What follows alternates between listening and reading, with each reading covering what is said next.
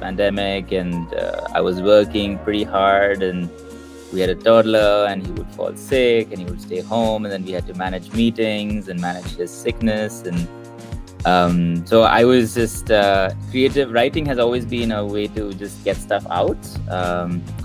And I felt, it would be nice to write a book about our times after the fact that it's over now. It's good to look back and think about it.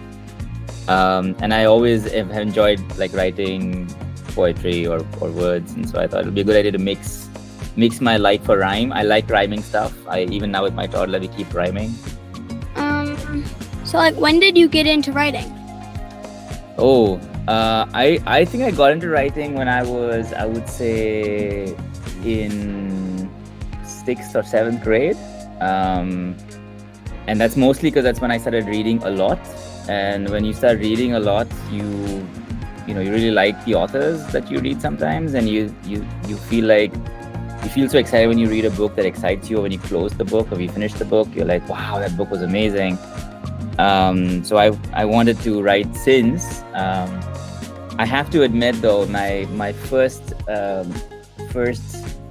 and I've never admitted this, but when I first wrote my first story, and I shared it with my friends, I said, hey, you should read what I wrote. Here it is, you should read it. It was actually, you can say it's inspired by, but it's a ripoff really, because I used to read a lot of Jeffrey Archer, and there was a collection of short story in which was A Twist and a Tale, and I had loosely based my first story on that, and everybody's like, oh, this is amazing, and then one person had read the other book, and they're like, hey, this is the same as the other book, and I'm like, you caught me. So that was a good lesson very early in my writing career to never do that ever again. Growing up in India, you always grow up with different languages. It's just default.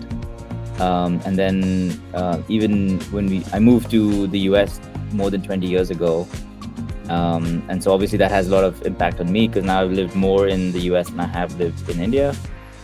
So I think in English now. English is my primary language, but every once in a while some neurons fire and I have to speak some other language.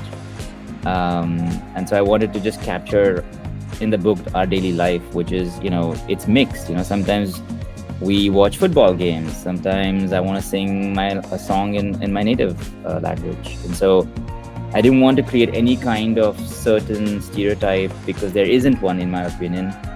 And I think everybody's special. And if you look at everybody's fine details, they're kind of unique, right?